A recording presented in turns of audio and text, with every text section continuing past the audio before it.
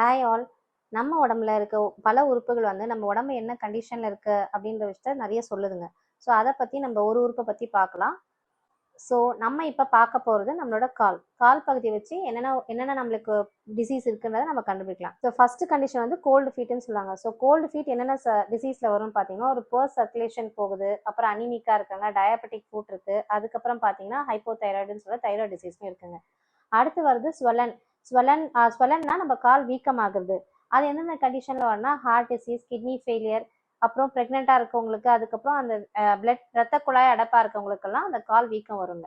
So அடுத்து வந்து நம்ம காலில் வந்து பின்னு குத்துற மாதிரி சென்சேஷன், கால் மறுத்து போற மாதிரி சென்சேஷனா இருக்குன்னு சொல்றாங்களா. ஸோ இது வந்து எப்படி வரும்னா, பெரிஃபரல் நியூரோபதின்னு சொல்ற நரம்பு பிரச்சனையில வரும். அப்புறம் விட்டமின் டெஃபிஷியன்ஸ்ல B12 ஒரு டெஃபிஷியன்சில வருது. அது மட்டும் இல்லாமல் டயபெட்டிக் பேஷண்ட்ஸ்லேயே வரும். ஆல்கஹால் அண்ட் ஸ்மோக்கர்ஸ்ல இது நிறைய வந்துட்டு இந்த மாதிரி பிரச்சனைகள் வருங்க.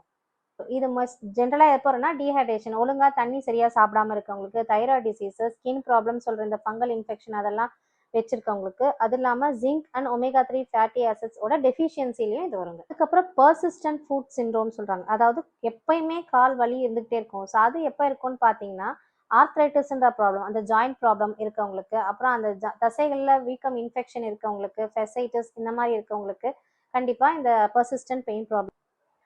அதுக்கப்புறம் டார்க் ஸ்பாட்ஸ் ஆர் லைன்ஸ், அந்த நெயில்ஸ் பின்னாடி லைன் மாதிரி கோடு மாதிரி ஏதாவது வந்தால் இது என்ன இண்டிகேட் பண்ணுதுன்னா, சுகர் இருக்கலாம், இல்லைன்னா அவங்களுக்கு லிவர் ஃபங்க்ஷன், ஏதாவது லிவர் ஃபங்க்ஷனில் ஈரல் வந்து கெட்டு போயிருக்கலாம், இல்லைனா வந்து இன்ஃபெக்ஷன் இருக்கலாம், இல்லைனா ஏதோ மினரல் டெஃபிஷியன்சி இருக்கலாம். ஸோ இந்த மாதிரி விஷயங்கள் இருக்கவங்களுக்கு தான் இந்த சிம்டம்ஸாக ஃபுட்ல.